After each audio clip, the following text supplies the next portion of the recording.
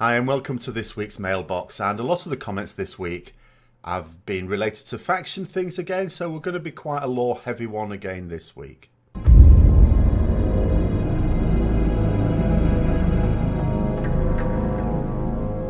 Right, before we start though, there is the Where's the Mailbox, so let's have a look at who got last week's right. It's right, none of you, you lazy beggars, not one person even suggest. Look, it's easy, it's easy. This was Scale Trader Post in Zuldazar. I thought it was nice and easy. So we're going to give you one that's not so easy. Now we're going back into the old world, so to speak. So what you need to do for this one is you need to say where it is. So which specific location it is in and which zone it is in. So let's get into the first comments. So lazy. Not one of you. Anyway, on to the identity of the Alliance faction. Now. Says, there's a couple of things here. Obviously, this may take a little while. As to the identity of the Alliance faction, that is becoming more of a question. The Night Elves losing Donassus has made them something of a vagrant people for a race that has actually lived through a lot of their long history. It's a blow that they'll not soon recover from. With the capture of Lordaeron, not recapture, mind you, the original residents, though.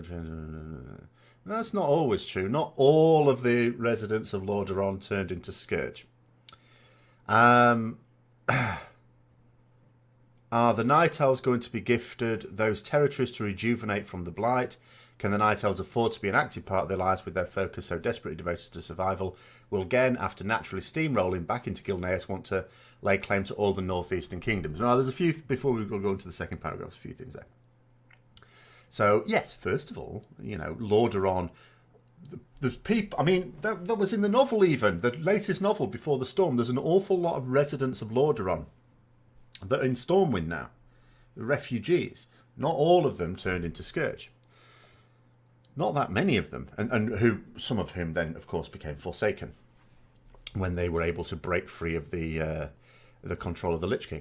So there is that aspect to it. But the identity of the Alliance faction, I did actually say in a reply to this person, I've always seen, I think this is what makes as well some people think that, I'm going to say think as if it's not necessarily true, it might be true, that the Alliance is fundamentally more boring as a faction than the Horde. And I can totally see it, because the way I see the Alliance is it's your classic fantasy trope.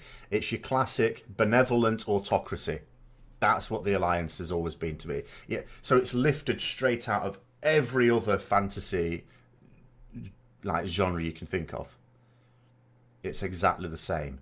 It is Gondor from Lord of the Rings. You know, it's that's exactly what it is to me. But in terms of a question of the identity of the Alliance, sure. I strongly suspect it won't seriously be asked, because even those developers that were talking in that interview were talking about Battle for Azeroth being more Horde related. So I don't think they're necessarily going to really query it, which is interesting actually, because I don't think there is a serious question about what the Horde is. I mean, it is different things because there's all this conglomerate of races in there.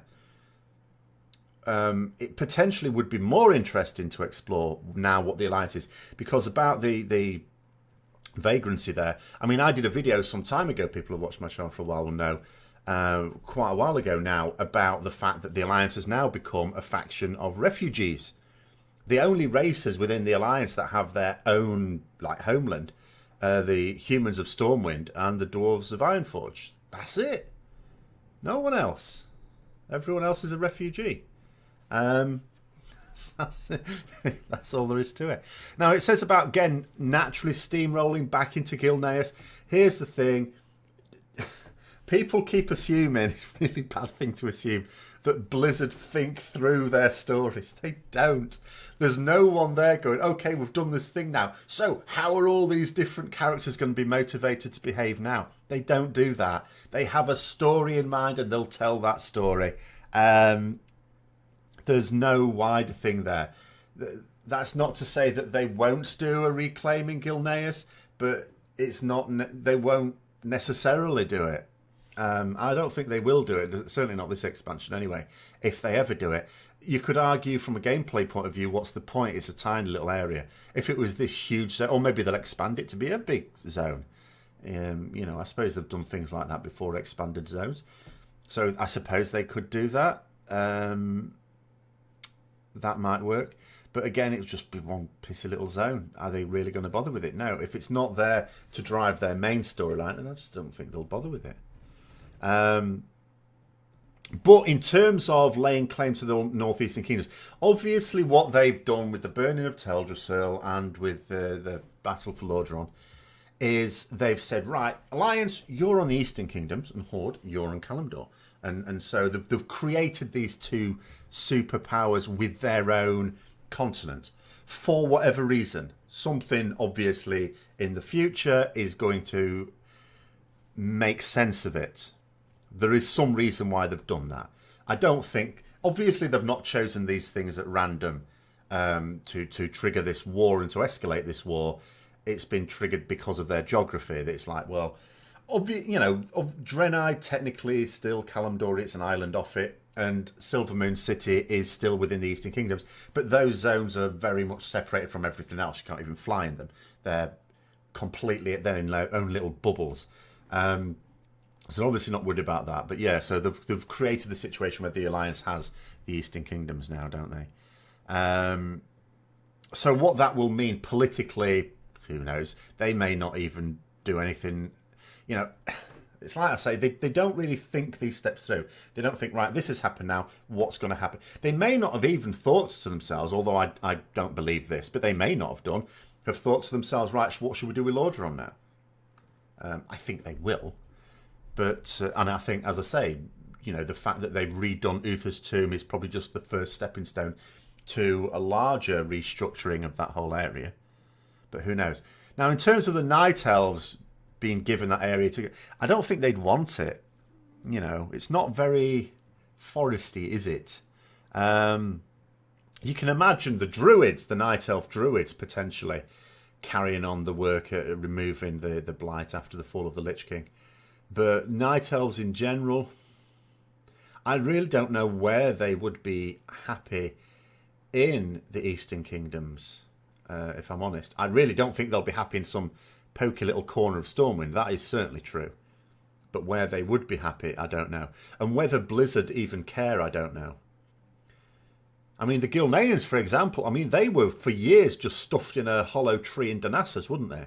There was no thoughts to where they might eventually settle. You know, they were sofa surfing in Donassus for years until some git burnt it. They left that for years. Who's to say they're not going to leave the Night Elves for years poking around there? Unless, of course, they have a particular story in mind. So then on to the next bit. It says, I don't know how you would categorise the action, but how did the rest of the Alliance regard Greymane's choice to sneak attack the Horde Forsaken forces in Stormheim, while nominally being allies of convenience against the Legion? Again, even that was just there to tell a story.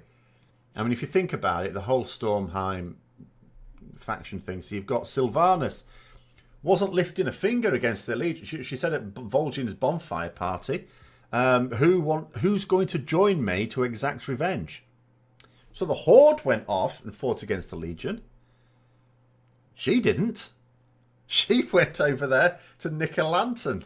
That was it. She didn't do anything to fight the Legion. Not a thing. Not one thing. And then, of course, Gen going over there, and of course, yes, he got very much he wasn't exactly helping too much against the Legion either. Very much sidetracked his personal vendetta against Sylvanas. I don't think anyone really made anything of it, to be honest. It was just a storyline in Stormheim. There's no mention of it in the Before the Storm novel. I've not seen any mention of it in any quest lines.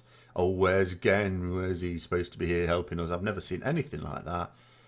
It was just a Gen and Sylvanas thing, going on their own personal separate little personal missions going off in Stormheim. But it was very much in character for both of them, I thought. I'm not complaining about the storyline, but yeah, neither of them were really helping against the Horde, were they?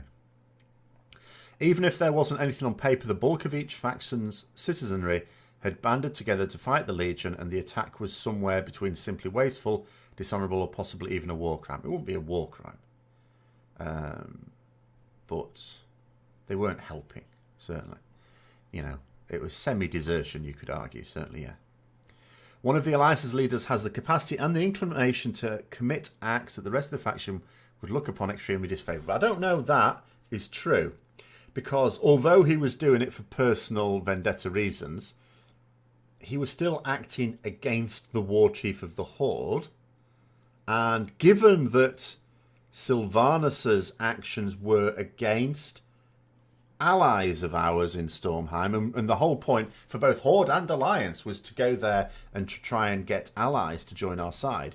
And, you know, Sylvanas was trying to, force someone who would be against the Legion, just to give her something for her personally. So Greymane acting against that was it's not exactly treasonous, and he just wasn't very helpful, that's all.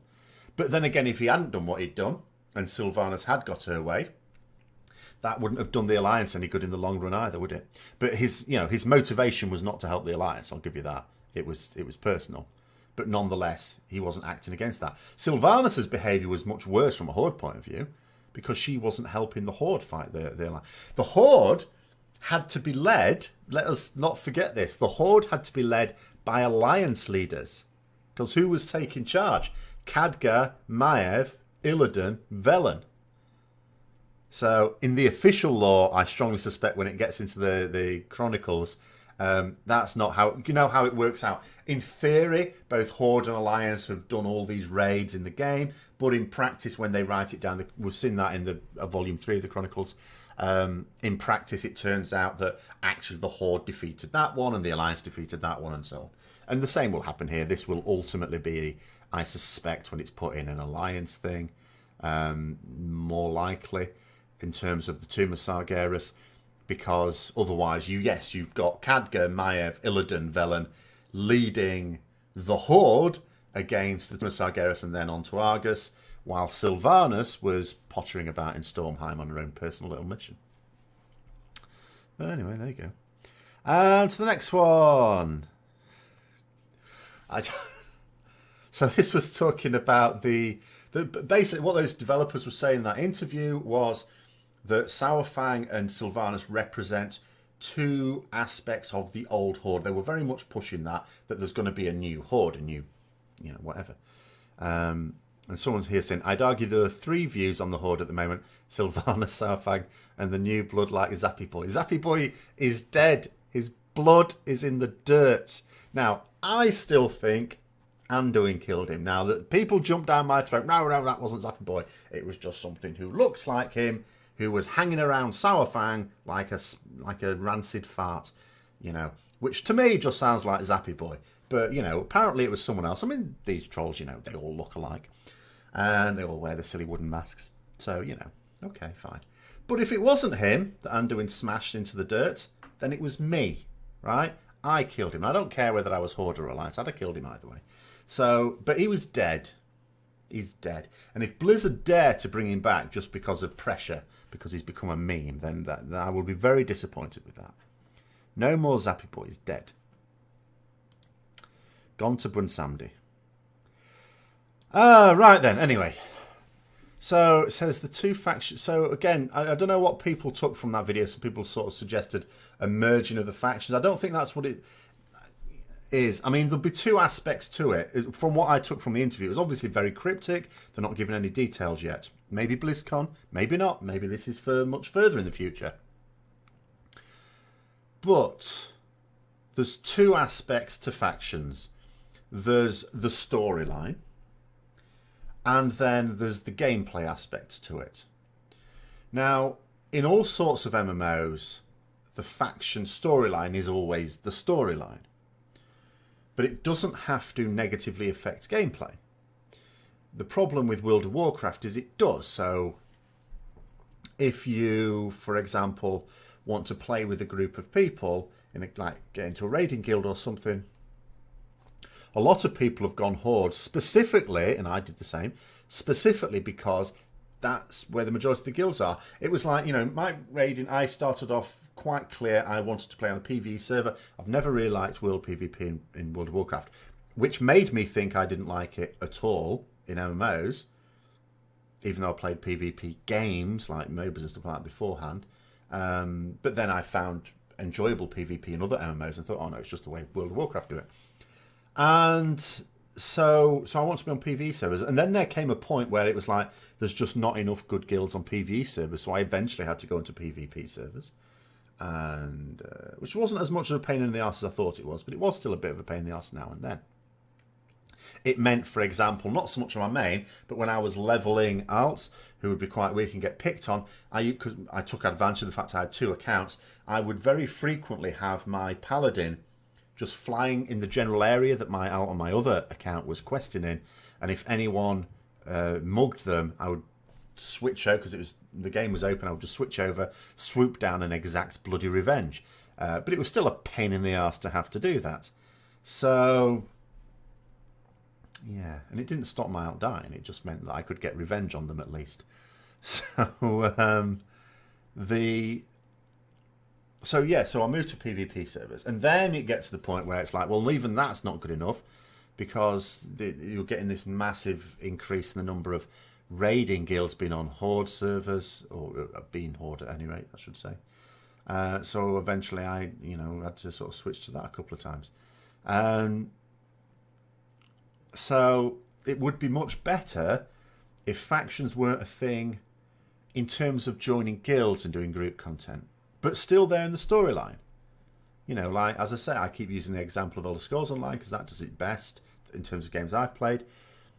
There is a strong faction storyline, a 3-faction storyline, and it's very much there. It's very much part of the game. But it doesn't hurt you if you're just doing PvE. If you want to join guilds or do dungeons, stuff like that, you can play whatever race you want. You can play whatever faction you want. It's sort of fine. There are very few restrictions. Except when it comes to PvP, of course. When you go and do PvP, well, then factions matter. Sorry, there's a flock of geese. I think they must be migrating. It's the first time I've heard a flock of geese around here. Anyway, so that's where I am with that.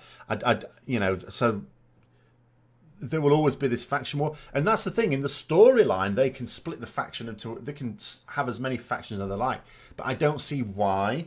People keep talking about this 3rd faction. I don't see why, from a storyline point of view, they would say, right, Horde, here's your continent, Alliance, here's your continent, and then suddenly come up with a 3rd faction. That doesn't make sense. Where would its homeland be? Doesn't make sense to me. So I don't think they're going to do that. What I'm thinking in terms of is blurring the lines for gameplay purposes, not storyline purposes. Anyway, says, what I want to know is if the Alliance want the Blood Elves back, since Illyria was one before becoming a Void Elf. She wasn't. The Sunwell is light. One would think Andrew would want the Blood Elves more than the Void Elves. So no, Illyria was never a Blood Elf. She was a High Elf. The Blood Elves were High Elves until they became Blood Elves. They became Blood Elves after Illyria buggered off through the portal. So she was never a Blood Elf. She's the same sort of people as the Blood Elves. The Blood Elves aren't fundamentally different, really. But she wasn't. She was never called a Blood Elf or anything like that. But in terms of allies, of course, yes, of course Anduin would want the Blood Elves on the Alliance. But, we don't pick and choose our allies. All of the allies in the Alliance and the Horde we've got them because they have some strength, and it's like, well, they've volunteered to join us. Yeah, we'll use them. The only time anyone has ever rejected a faction, you could argue, is the Alliance rejecting the Forsaken. That's it. Because, for example, Nightborn went to Horde. Remember why Nightborn went to Horde? There was that personal connection with, Liadrin. But ultimately, and I didn't find this out until I was doing it myself as Horde, it was just because Tyrande was such a bitch. Tyrande went to Arcanist Thalysra, first Arcanist Thalysra, and went, right, you're going to do exactly what we say. You're going to join the Alliance, you're going to do exactly what you're told, and that's all there is to it. To which Thalysra went, no, piss off. Whereas Liadrin was much more friendly, and even Sylvanas was quite friendly when she was introduced to her. So that was, that was the reason for that. High Mountain, of course, were obviously going to join the Horde because it's like, oh, you've got horns, different shapes to ours, But you've got horns, we'll join with you. That seemed to be all that was. Total ingratitude to all the Alliance players that helped out the High Mountain Tauren. But there you go, that's just there. And we got the Void Elves because they were kicked out of Blood Elf Society. And they needed somewhere to go. They wanted to, so we said, yeah, we'll have you. So, of course, yeah, I'm sure Anduin would love to have the Blood Elves. I don't think he has any animosity at all towards the Void Elves. I know as a priest, he's more... But then, because they say he's a priest rather than a paladin, then he's also comfortable with the idea of shadow, you would think, even though he's never really used it himself. So I really don't know what the priest's behaviour is when it comes to that, because obviously they have this shadow thing as well, don't they, going on. So I don't think we necessarily just think him as... Even though, you know, the story, if it becomes canon, will be that he will lead the Army of the Light, by them insisting that he's a priest and not a paladin, and even though he hasn't used any shadow, as far as I know anyway, I don't know how much we can say that he's opposed to Void Elves, because, you know, he's a priest. And priests are not, you know, they're not above using shadow. And then it says, P.S. When we break out of prison with the Zandalari and are forced to fight Army of the Light, as a paladin, it was a heartbreaking moment. I don't remember fighting the Army of the Light. I remember fighting Worgen. I remember killing gnomes. I remember killing some Draenei. Some of them were pretending to be paladins. This is true. But I tend to... I don't know. I was maybe in a bit of a blood frenzy at that point and didn't really worry too much about it. At the end of the day, they should have done what their High Lord told them and buggered off. If they'd have just pissed off like I told them to, then there wouldn't have been any need for any unpleasantness at all. Next one, to do End of WoW again. This keeps coming up. So again, this was based on the sales figures that came out that were a little bit better than even the last two expansions. And I've just taken this to mean, you know, Blizzard will keep World of Warcraft going as long as they want it to. There is no decline in World of Warcraft. There's no evidence of any decline. Someone said here, I have to say, I'm thinking the end is nigh, or nay. I think they have one, perhaps two more expansions after BFA. BFA will result in the effective merging of the factions. No, not for storyline purposes. Maybe for gameplay. The sequel will be The Void, which results in Azeroth either being doomed or saved. Either way, the heroes ascend to a power level beyond that of conventional means to defeat the Void. Well, here's the thing. We're not going to defeat the Void. We will never defeat the Void. The Void is half the universe. And the Void wants the universe destroyed. If we somehow destroyed half the universe, it would probably not be that disappointed. If you mean by that old gods on Azeroth specifically, fine, yes. I agree that's where it's going to, but I don't think... I mean, we don't know, ultimately. The thing is, if World of Warcraft, if they did decide to pull the plug, they need something else to replace it with. And for all we know, they're in the initial stages where they can keep it secret for a bit of doing just that. I don't know. But I strongly suspect that it's going to go on for a good long time yet. And even if there will be no such thing as you say here, at which point Blizzard will just do maintenance, quality of life patches, and the game will go free to play, blah, blah, blah. No, there's no evidence any of that will happen. Or indeed that it should happen. It doesn't cost very much to do expansions. The amount that Blizzard spend on doing their new content is a tiny fraction of their income. You know, there are MMOs that rumble on with a fraction of their income and still make a profit. You know, it's almost a license to print money. And they don't even have to buy a license or anything like that for it. You know, it's all their own intellectual property. It's a perfect money spinner for them. But I do think that the story of World of Warcraft is coming to an end. But I think they're racing towards it, and I think it's this expansion. And I think there's going to be a fundamental shift in everything next expansion. But I don't think next expansion is the last or even the penultimate. I think this is going to go on for several more years. And part of me, the only thing that I think ultimately, when it comes down to it, people don't believe there's much left in it, is because we're not used to games lasting this long. But there are games. I mean, people keep pointing out that EverQuest. I mean, EverQuest precedes World of Warcraft. And I don't know that it's going great guns like World of Warcraft, but it's still going as far as... I mean, I don't know anything about it, but it's apparently still going. You know, some of these games are going this long. And MMOs, it surprises me, but they are. There is no evidence whatsoever that they're going to do anything that keep it going. And I've said before, I think it's quite difficult as well to, because it's not like you can just stop World of Warcraft and then do World of Warcraft 2. Because the way because when you try, I try and think through the process, and I've done this before. I'll do it again anyway. So I imagine, let's say I'm someone at Blizzard that wants to do World of Warcraft 2. I want to use a better end. We're so restricted and we're doing great things, yes, but how much more could we do with a brand new engine and you know, and a fundamental rethink on a lot of the systems in the game and just do World of Warcraft 2.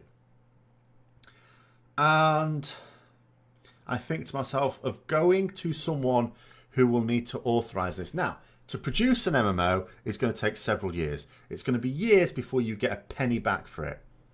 And I don't know how much for a quality production it would cost, but figures of $150 to $200 million often get thrown around with big budget MMOs these days. So you basically go into someone and saying, look, I want $200 million and 5 years and a huge team of people to develop this super duper World of Warcraft 2. To which they will go, well, we could do that, or we could spend a few $1 million doing another expansion of World of Warcraft and raking it in. Because the question would be asked, is this going to make way more than World of Warcraft? And the answer would be no.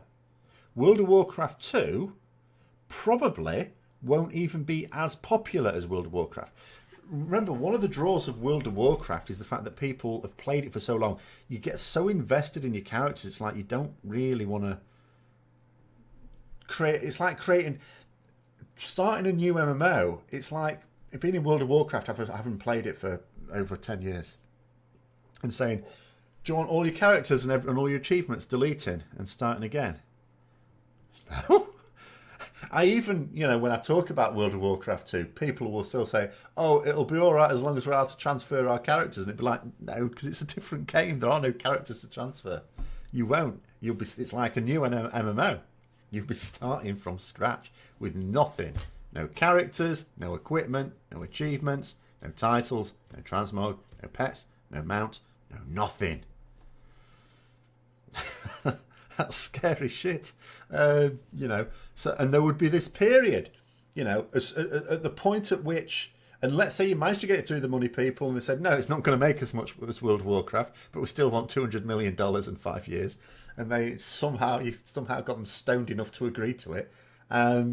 And you went ahead with it. At some point, you can't have it secret anymore. At some point, it's got to go public, to which everyone else will then potentially stop. You're still not making money from it because you can't even get to the point where you're selling the pre-orders yet. And World of Warcraft, that may trigger a decline in World of Warcraft as people think to themselves, oh, they're going to stop supporting World of Warcraft. It's going to come to an end. I don't know how Blizzard are ever going to manage another Warcraft game, but I cannot see the next Warcraft game being an MMO just for these reasons. I'm not saying it can't be, but I struggle to see the process of how it would make financial sense to do it at this point, while World of Warcraft continues to make epic amounts of money for them. There we go. Next one, back onto the old third faction again. It says, I disagree. I can't remember what they disagree with, but never mind. It says, I think they are setting up a third faction, namely the Scourge. Sylvanas has basically become Arthur's at this point. The thing is, though, like I said before, the thing that fundamentally doesn't make sense about a third faction storyline-wise is they've gone to trouble to create a continent for the Horde and a continent for the Alliance. And specifically, it wouldn't be the Scourge, would it? It'd be the Forsaken. But it doesn't matter what you call it. The Undead wouldn't be its own faction. It might have. See, this is the thing. This is the annoying thing. It could absolutely have worked at the start if they'd have thought at the start of having 3 factions instead of 2. Not only would that have helped PvP balance, which is irrelevant now. People keep talking about, oh, can they do it? No, it's completely irrelevant now. All the advantages of having 3 factions are completely out the window because everything is instanced. everything. Because with sharding technology, effectively even outdoor content is instanced. So they can control how many players there. It doesn't matter what the balance is on different realms. Different realms are connected for these purposes as well.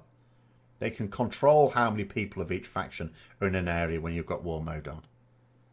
So because the advantage of 3 factions is always that it prevents the massive build-up of, or it deters it anyway, of one faction, because you could just have 2 other factions gang up on them, that sort of thing. So,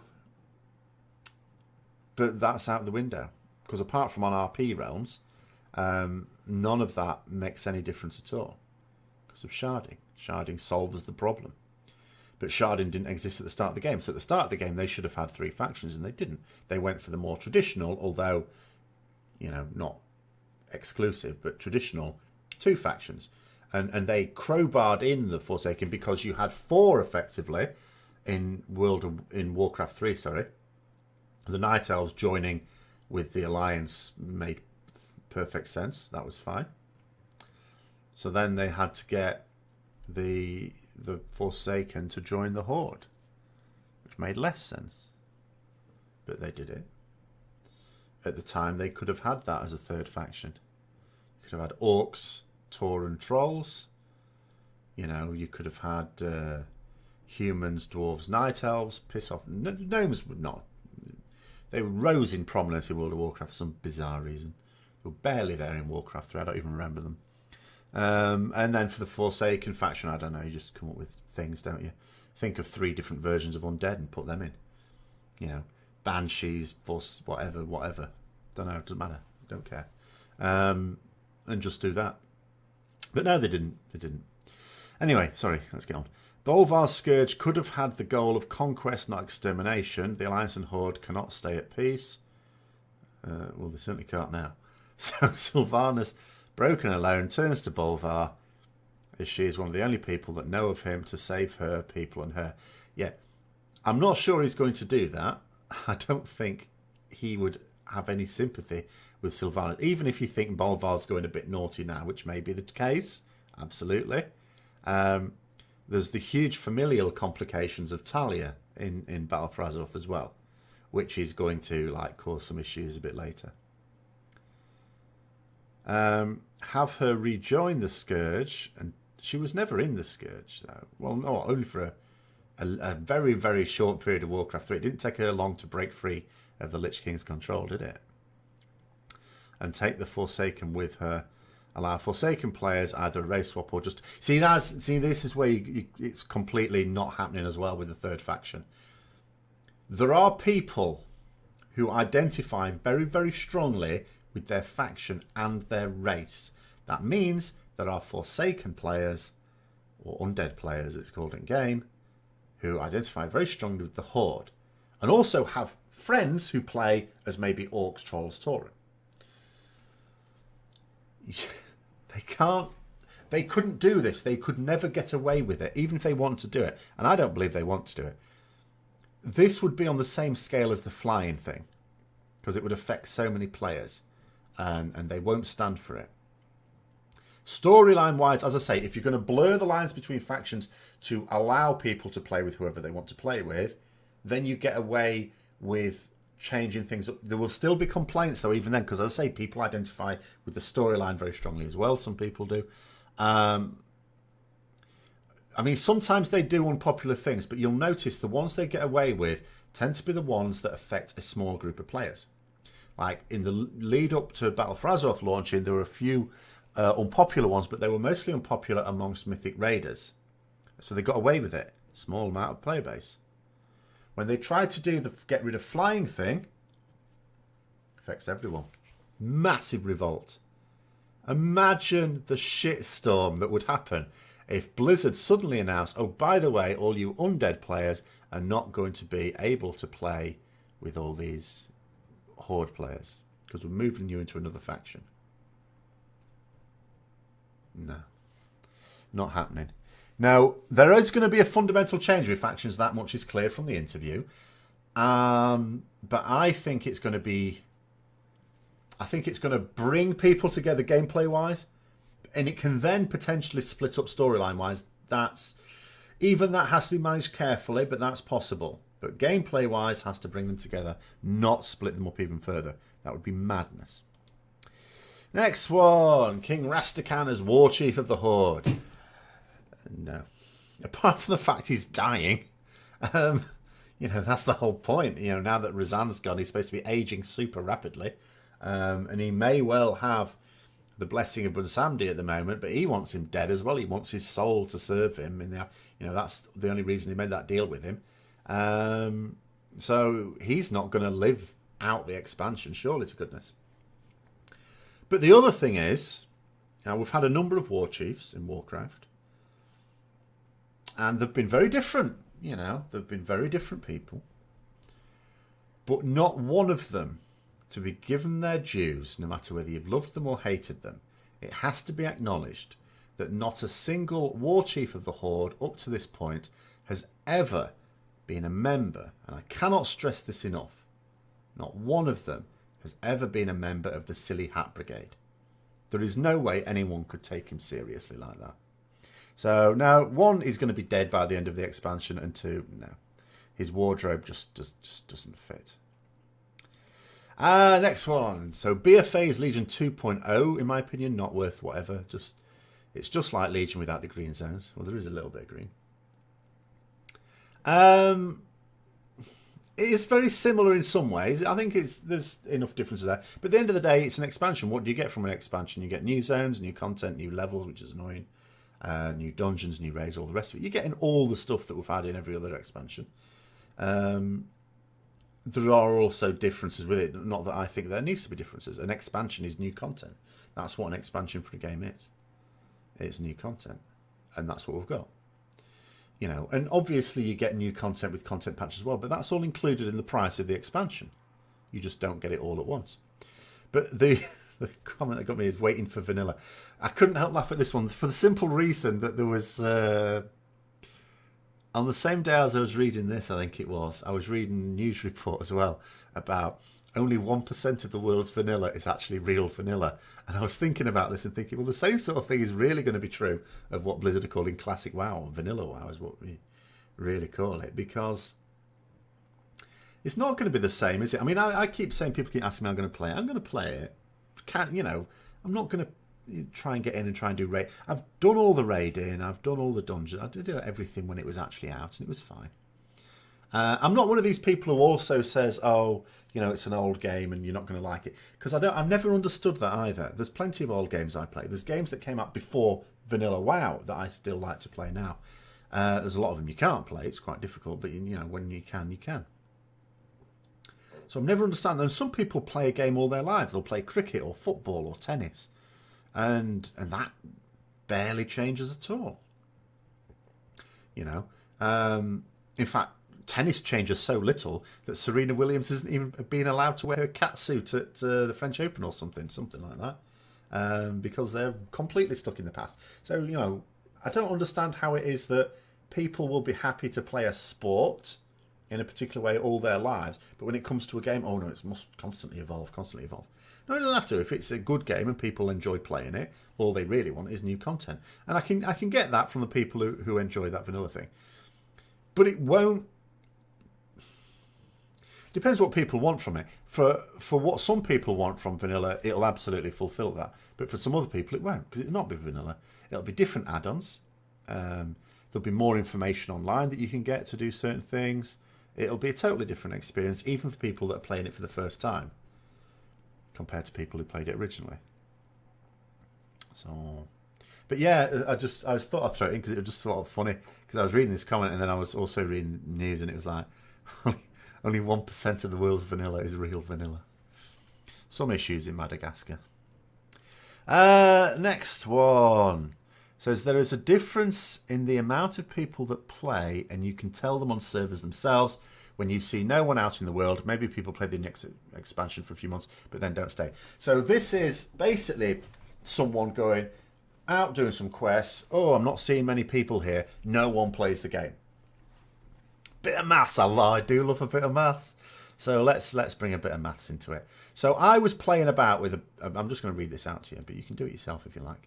I was playing about with a few things because just because you don't see a lot of people in an area, does that mean there's not a lot of people playing the game?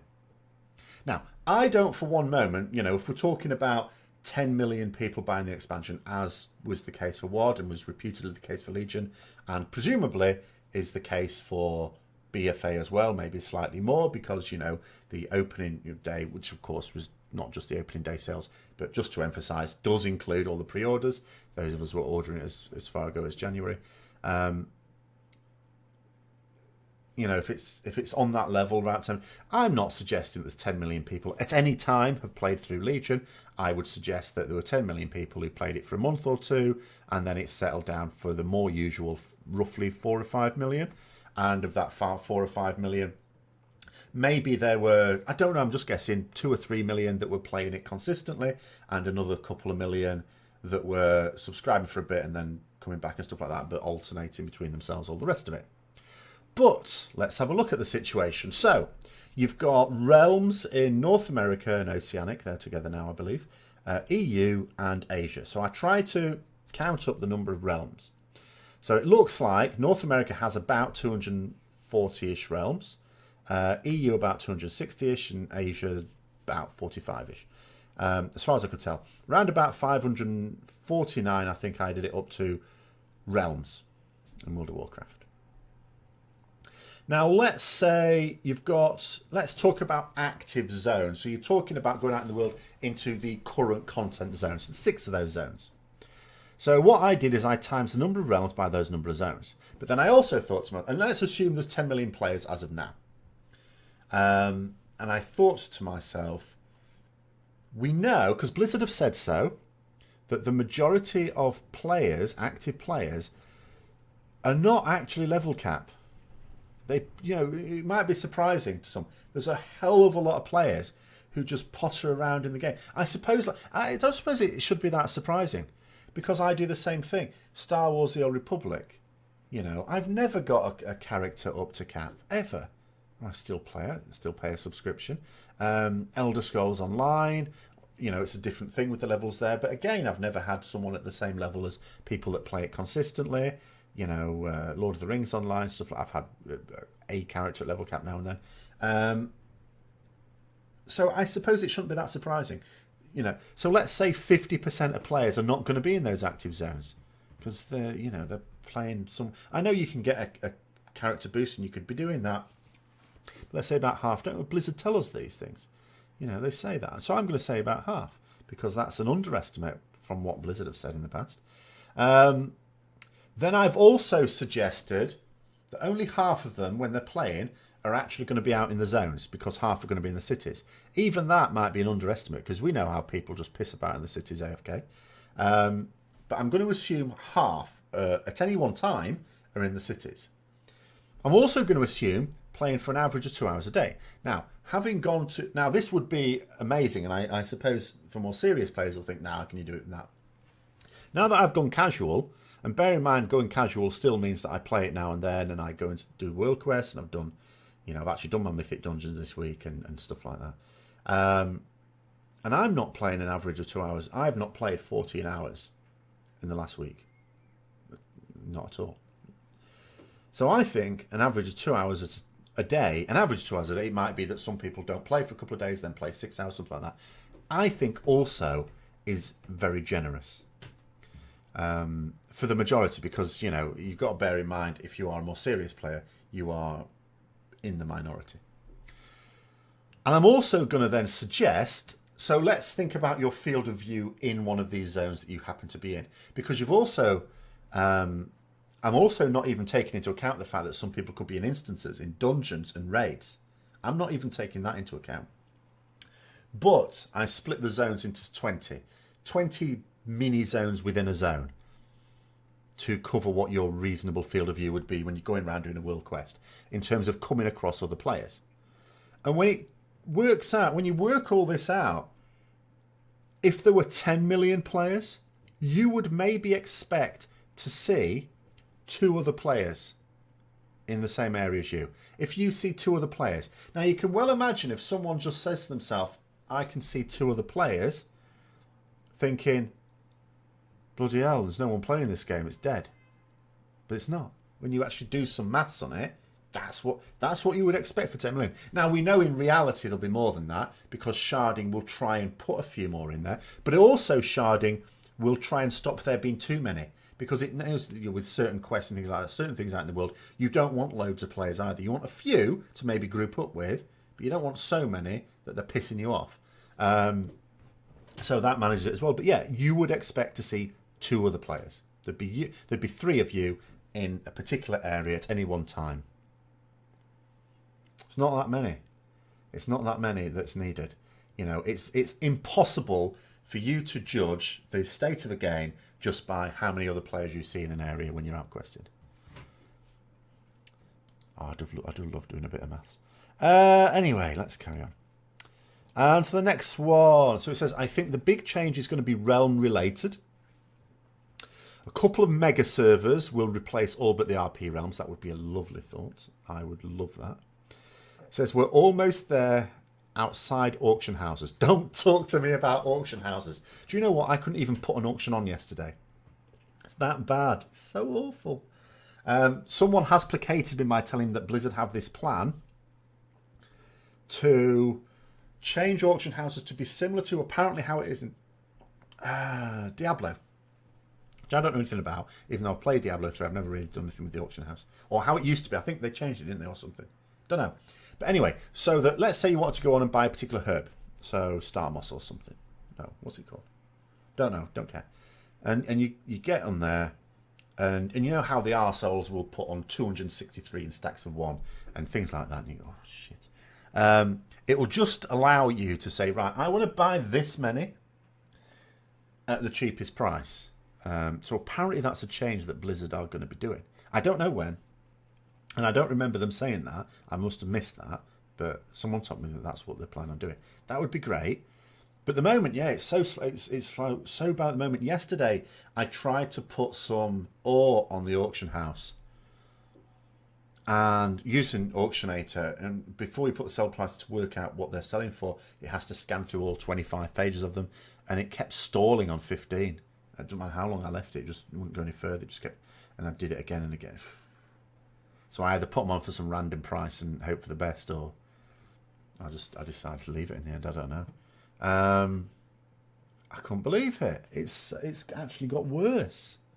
It's got worse. So yeah, don't talk about bloody auction houses. Don't know what I'm going to do about that. But I would love it if they did go for the mega servers. Now there was an interesting comment that I've not put up here, but it's something that I obviously think you naturally think of.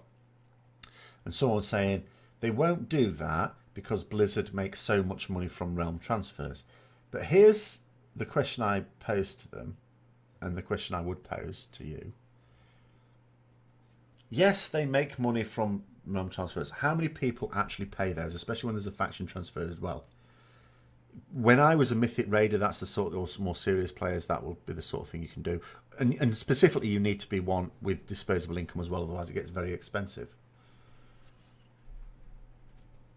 But I also know, and I don't know relative numbers at all, I also know that there are people who quit the game because a guild doesn't work out, a rating doesn't work out, they're on the wrong realm, they think, okay, if I was on that realm, it'd be loads better, but I'm not, I've got these characters, and it's going to cost me like the equivalent of a full annual subscription to move them, sometimes more, sometimes 2 or even 3 years worth of subscription to move your characters if there's a faction transfer as well. And some players just go, sod it, either I can't afford to do it or I'm not going to do it.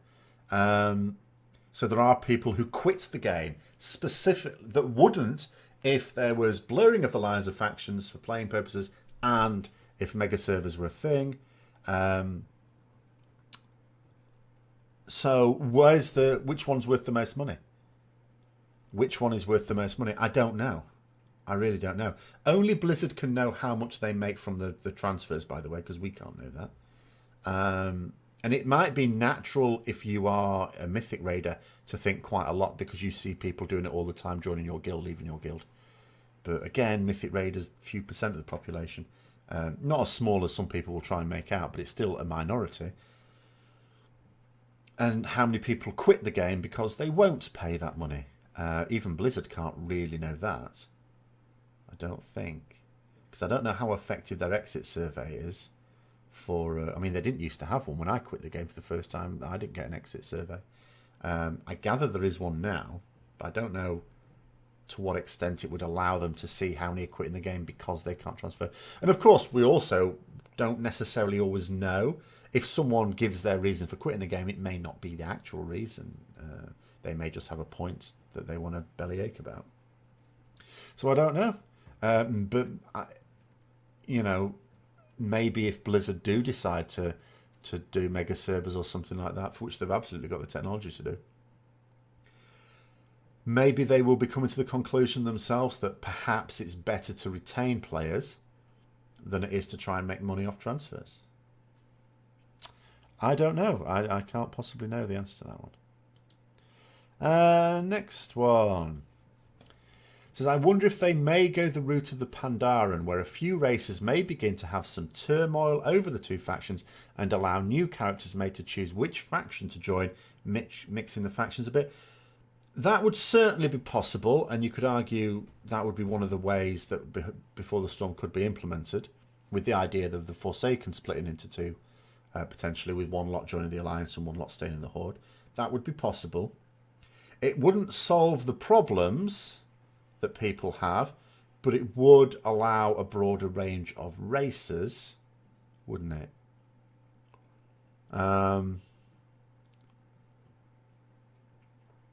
So it is certainly possible to do that. There is no argument about it. It's quite easy for a race to split it into two mini factions and have one faction join the Alliance and one, or stay in the Alliance, depending on which race it is. And if Horde want a faction of gnomes, they're quite welcome to them, by the way.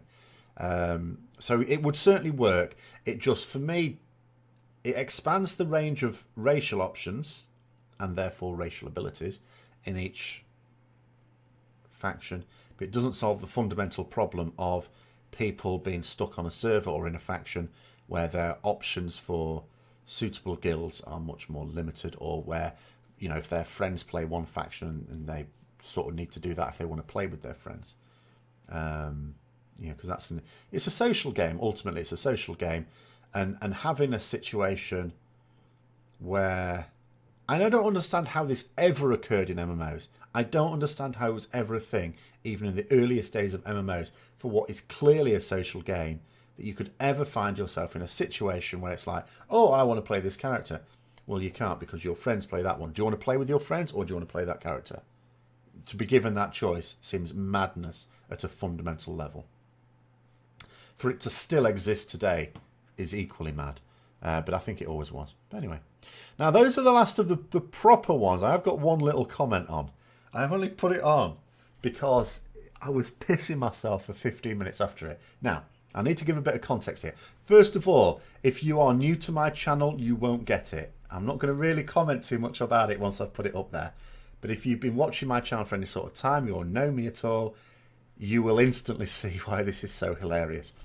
Little bit of context. Now, being quite lore heavy this week with the comments, because ultimately, well, not only is that what everyone's talking about, but of course that's been the nature of the videos as well.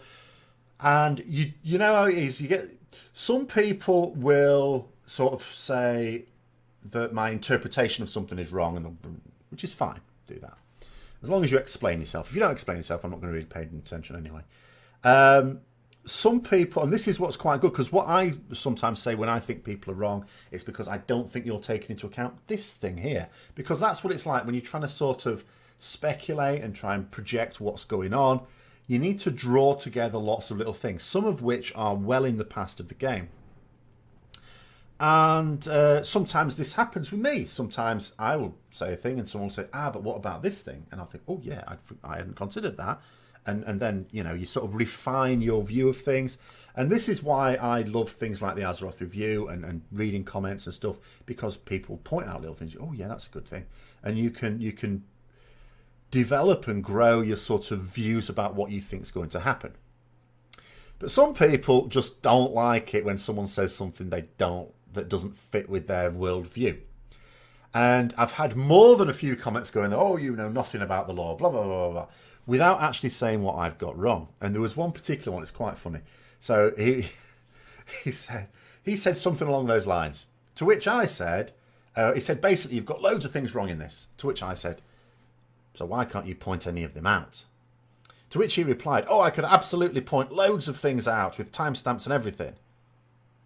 To which I then replied, well, you've now said 2 things to me, and you still haven't pointed out anything, not one thing, that you think I've got wrong. To which he then replied, I haven't said 2 things. Now, at this point, I didn't reply back, but at this point, I was tempted to reply back to that. You've now said 3 things and still not pointed out anything that's wrong. But I didn't. And I won't see it now anyway, because, I mean, this is the thing, by the way. I know with some of you, depending how you got your notifications set up, and I do apologise if someone ever sort of replies to something and don't get one back. Like, you may, for example, get a notification when someone replies to a comment of yours. I used to do that. That's too many. So I basically don't have any notifications on at all, other than for when someone I subscribe to puts some content out when I want that. So I'm sorry about that. I do keep trying to check through when I can. But when you get like this last week, silly number of comments, like loads, 1,000 comments, I haven't really got time to properly read and consider them. I could scan them, sure, but, you know, then you're not really paying attention or replying all the rest of it. So if I'd have replied, I wouldn't get one. But anyway. But there was another reply to someone who was trying to support the first guy. Again, someone who was obviously didn't like what I had to say.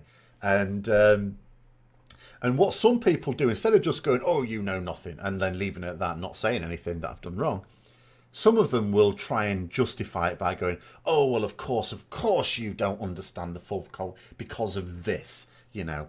And, you know, over the past few weeks, people have been saying, oh, well, of course you don't get that because you're an Alliance player, and blah, blah, blah, blah, and that's why. And but this one is something else. So I'm building up far more than is worth it, but I just piss myself. So get this of me. His view of the lore is very narrow because he is a Horde. The derogatory shit he said about Tyrande when he plays for a faction that has Sylvanas as a leader was loltastic. You can't win, can you? You can't win. So for people who know me, they'll go, oh, no, you know nothing because you're an Alliance player, really. And then when you get this sort of thing, oh, well, of course you know nothing, you play Horde. Oh my god, this is the shit I have to deal with. Anyway, there we go. That's it for this week. I just thought I'd throw that in the end there. So anyway, hope you enjoyed the video. I don't know how long. I didn't check the time. I think this has gone for quite a while. I think this is a long one. Well, last week's wasn't a very long one, so never mind. But yes, don't forget, you lazy bastards. Where's the mailbox? I've obviously made it more difficult this time. I'm not getting. Last week's was easy. You're just lazy. So just say where it is and which zone it's in. Hope you enjoyed the video. If you did, don't forget to like, comment, subscribe and share for further content. And until next time, I'll see you later.